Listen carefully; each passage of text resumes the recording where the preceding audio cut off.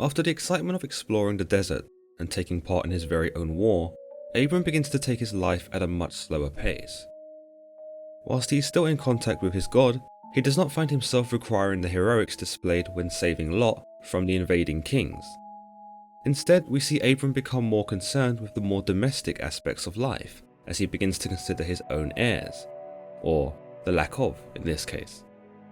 We learn in Genesis 15, titled The Lord's Covenant with Abram, that Abram is dismayed that he does not have a son of his own, and that when he dies, his estate will be inherited by Eliezer of Damascus, no more than a mere servant in his household. But we learn from the Bible that this would not be the case, and that Abram, despite being in his 80s by this point of the story, would indeed have a child.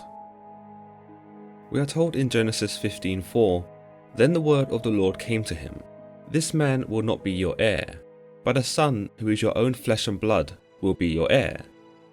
He took him outside and said, 'Look up at the sky and count the stars, if indeed you can count them.' Then he said to him, 'So shall your offspring be.'" So God is pretty confident that Abram will indeed have a child, and if we look at the metaphor God uses by telling Abram to count the stars, it would imply that Abram would have many children, or grandchildren that is, and that his lineage would be great and many. Whilst Abram is content to accept God's words, on the account that God hadn't let him down thus far, there would perhaps have been some doubt in Abram's mind, especially when you consider that his wife Sarai was long past the age of conceiving. Sarai was well aware of this as well, and like Abram, she too desired a child and a family of her own.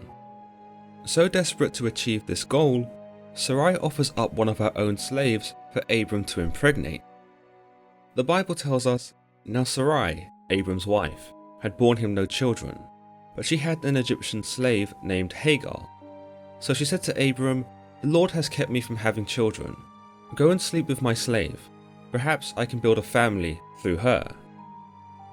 Whilst it cannot be confirmed, it is believed that Hagar was a slave earned by Sarai from Pharaoh during their stay in Egypt. So when Abram swindled the king out of resources in exchange for his wife, it is thought that Hagar was amongst those resources. Of course, Hagar has no choice in the matter, and so she obeys Sarai's commands and sleeps with Abram, getting herself pregnant. Going by her words, Sarai herself does sound pretty bitter.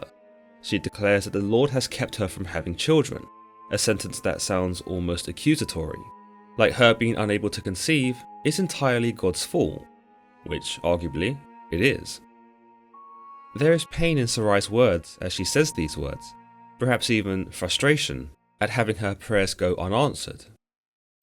We can tell she longs for a family and a child of her own, arguably more than Abram does, and yet she is kept away from such a reality through no fault of her own. It is in an acrimonious tone that she tells Hagar to go and sleep with Abram, and that she takes absolutely no joy in this endeavour, but rather sees it as a heartbreaking and yet necessary choice in order to get what she wants.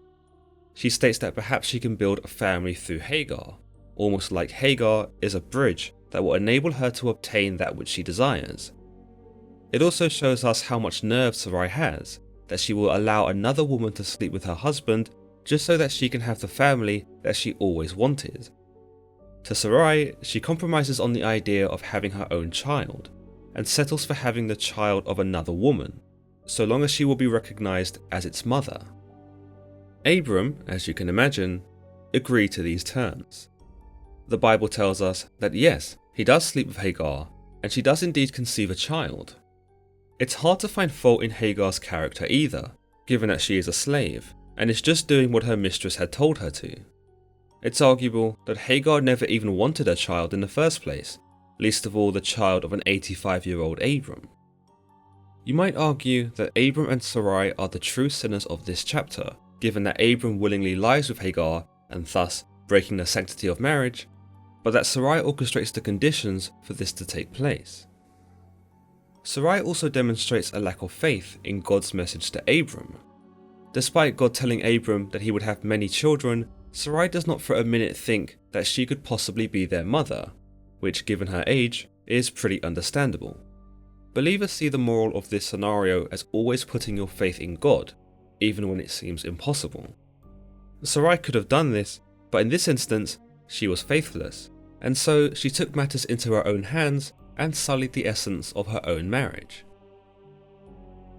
As we know, infidelity is a big sin and a defiling of the concept of marriage. It negates the premise that man and woman come together in one flesh, and that there should be no room for one like Hagar.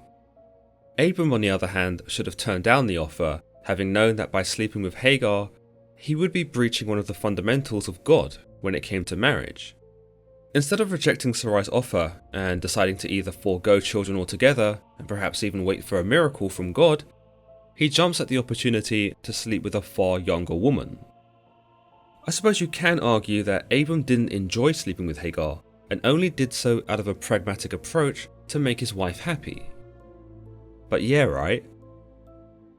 Hagar of course became pregnant, and on the one hand, while she may have been unconvinced about being forced to have a child with Abram, there is an argument that in a culture that viewed childbearing with such value, especially to a wealthy and influential man like Abram, Hagar would have been bestowed a higher status and considered blessed, perhaps even more so than Sarai, given her inability to conceive. Naturally, you can only imagine that Sarai was pretty salty over the whole thing.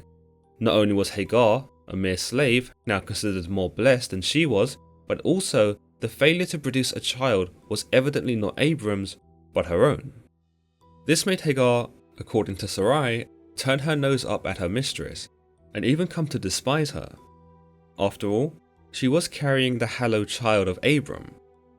What was Sarai carrying, if not envy? Whilst the Bible does not specify whether Hagar demonstrated haughtiness now that she carried Abram's child, it is possible that there was contempt towards Sarai for having been her slave. It wouldn't be totally inconceivable that Hagar did rub Sarai's face in it and used her pregnancy as a way to demean Sarai and re-establish herself from beneath her mistress to above her. Sarai cannot even begin to control her emotions. She even starts to blame Abram for her misery, saying, "You are responsible for the wrong I am suffering. I put my slave in your arms, and now that she knows she is pregnant, she despises me. May the Lord judge between you and me." It's probably one of the few times that Abram is actually faultless, given that he was only doing as his wife asked him. Sarai seeks to throw all responsibility at Abram for what has happened, but Abram pretty much just shrugs his shoulders and tells her to do what she thinks is best. He shows little regard for the child grown within Hagar, and you might say he seeks to put his relationship with Sarai first, as he attempts to remain indifferent. But we learn that Sarai begins to mistreat Hagar. The Bible doesn't tell us what Sarai does, but it is bad enough that Hagar flees into the wilderness of the desert. But it is here in the desert, near a spring, that Hagar runs into an angel of the Lord. The angel speaks to her, saying, "Hagar, slave of Sarai, where have you come from, and where are you going?" Hagar confides in the angel, telling him that Sarai had mistreated her, and that she was fleeing from her. But the angel does not have much in the way of pity for her, as he simply tells her to return to Sarai and submit to her. However, he does offer some consolation, in that he will increase Hagar's descendants and that there will be so many of them that they will be too numerous to count. You might say that his question to Hagar is rather insightful. Where have you come from, and where are you going? It is such a question that not only believers can benefit from asking themselves, and that it also allows one to consider all of their options. In Hagar's case, she considered the place she came from as a horrible place, whilst the place that she was going to was in fact nowhere. There is a sense of hopelessness in Hagar's case, for she has traded a burdensome environment for an uncertain and arguably bleaker one in the form of the desert. But the angel, despite coming across as impassive, essentially tells her that he has a plan for her. By telling her to return to Sarai, he's asking her to repent, and that if she's able to swallow her pride and face her problem instead of running away from it, then there would be a reward at hand, the reward of having many descendants. By obeying the angel and reaping the rewards he promised, there is also the promise of safety, and that despite heading back to an abusive household, the angel would protect her. The angel also tells her to name the child born of Abram Ishmael, and that the Lord had heard of Hagar's misery. Hagar is struck by the angel's words, and her faith in God is reaffirmed. She refers to him as, the God who sees me, and perhaps this is why she is so willing to return to Sarai's company. For if God was with her out in the desert and giving her strength, then surely he would be with her when she was with Sarai too. So Hagar does indeed return to Sarai, and she does give birth to Abram's son, who she names Ishmael as the angel instructed. Some find the moral of this story to be one of not only resilience, but also the importance of acquiescing in certain circumstances. You'll notice that Hagar is pretty resilient in that she tolerates such abuse from Sarai in the first place, and even has the strength to walk away from the comforts of civilization and chooses the desert instead. Despite not making much headway in the vastness of the plains, she was definitely serious about doing so, otherwise why would God have sent an angel to her in the first place? Evidently, God recognized how determined Hagar was to get out of Sarai's employ. As the angel stated, he recognized her misery. But he also must have recognized that there was a better fate for her if she suffered just a little bit longer. In this, Hagar's acquiescence shows us that sometimes we need to take a step backwards before we can take a step forwards, and that sometimes running from difficult circumstances is not the answer. Some might say that God asking Hagar to return to Sarai, however, is almost like an advocation of abuse. He tells her to pretty much endure it, because on the other side of it, there would be glory. And this is great for Hagar, who comes to believe in God's words and understands them as absolute truths. She sees the endurance of a few more months of abuse to be withstandable and worth it for the payoff the angel promises. But whilst I understand the sentiment behind the story, I think it's unfair and somewhat sadistic to send Hagar back to an abusive situation, even if the promise of protection was implied. Considering that Hagar later gets kicked out into the desert anyway by Sarai, and that Ishmael gets kicked out with her, I can't help but think that Hagar probably should have just ignored the angel and kept walking until she got back to Egypt. But some would say deliberately ignoring an angel was the same as ignoring God, and therefore a sin, which would see Hagar incur an even worse punishment. By Genesis 21, we understand that Sarai eventually gets the precious son she always wanted by giving birth to Isaac. In celebration, a great feast is thrown by Abram, and the entire state reveled in jubilation. Well, everyone except a resentful Sarai. Now, you'd expect her to be happy, right? After waiting some odd 80 years for a kid of her own, and after producing a literal miracle out of her uterus, she still has it in for Hagar. Years have passed since the, well, dare I say, entanglement, but Sarai is stuck on it as she scornfully watches Ishmael. The Bible tells us that she observed Ishmael mocking the baby Isaac, and that she said to Abram, "Get rid of that slave woman and her son, for that woman's son will never share in the inheritance with my son Isaac." You're kind of mad, right? Whilst Ishmael was Hagar's biological son, the whole purpose of her carrying the child in the first place was that Sarai could be his mother. But while Sarai was so keen on obtaining a son, we never actually see her act in a nurturing way towards Ishmael when he is born. In fact, the Bible does not seem to detail an account where Sarai even interacts with Ishmael. The implication here is that either Sarai took Ishmael and raised him to be her own, or more likely, that she had gone off the whole idea by the time he was born, and that when he was born, she shunned him for not being hers.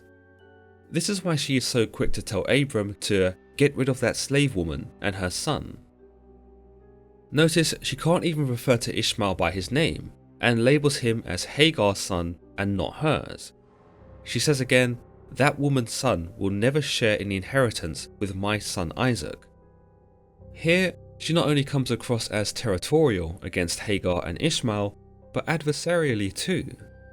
It's no exaggeration to say that she loathes Hagar and Ishmael, to the point that she can't even, or won't even, use their names.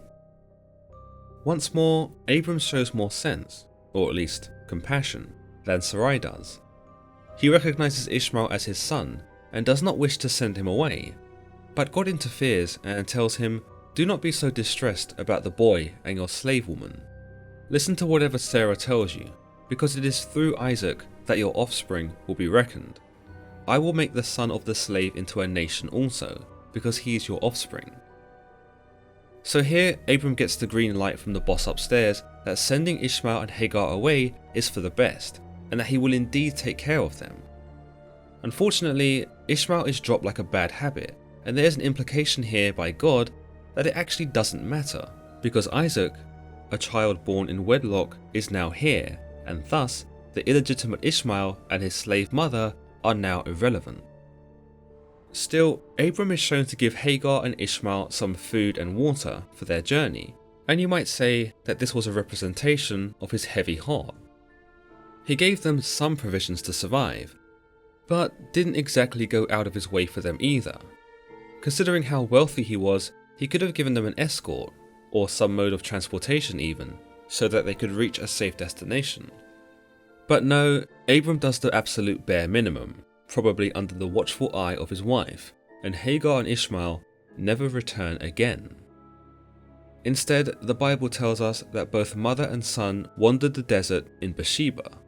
Of course, wandering in the desert hoping to find sanctuary was a bit of a gamble, and much like the first time that Hagar had tried this, she doesn't have much luck. The food and water didn't last very long, and pretty soon, Hagar had all but given up. She placed Ishmael under a bush, and turned away from him, for she could not bring herself to watch him die. In desperation, all she could do was sob. But God, in his infinite mercy, as the Bible tells us, that after hearing Ishmael crying, God takes pity on the mother and son, and sends down the same angel from before. The angel asks, "What is the matter, Hagar? Do not be afraid. God has heard the boy crying as he lies there. Lift the boy up and take him by the hand, for I will make him into a great nation." Here we see that the angel, or the angel on behalf of God, lives up to his previous promise, in that he would see Hagar and her son to safety. Admittedly, the assistance came about in a roundabout way, but it must be said that God did stay true to his promise, and does proceed to deliver Hagar in her moment of need. He provides her with a well of water which appears in the desert, and from this well, Hagar is able to feed Ishmael and survive. Believers may look at this as God giving his people hardship so as to either test them or improve them, and that God will only give as much as a person can bear. In Hagar's case, it could be argued that she could endure Sarai's abuse, and so God did not intervene. But when facing death in the middle of the desert, God saved her, because this was not only outside of Hagar's control, but also not something that she could do alone. Put simply, believers would argue that there is no challenge that one cannot overcome if they put their trust in God, and that God will not let them down, even if it seems like he is at times. We are told in the very final moments of Hagar's chapter that God was with Ishmael as he grew up, and that whilst in the desert, he became an archer. There's also an idea here that Hagar and Ishmael literally did live in the desert, or at least in some small settlement. But because of God, they were able to live full lives, despite having very little. We are even told that Ishmael did actually end up with something of a happy ending, considering that his mother hooks him up with a wife in Egypt, and amongst having many sons, lives a long life up until the age of 137. Whilst it is assumed that Hagar lives an equally satisfied life, her fate beyond fetching Ishmael a wife is not actually detailed and remains largely unknown. As always guys, if you've enjoyed today's video, then don't forget to give this video a thumbs up and don't forget to subscribe for more content just like this. Until next time.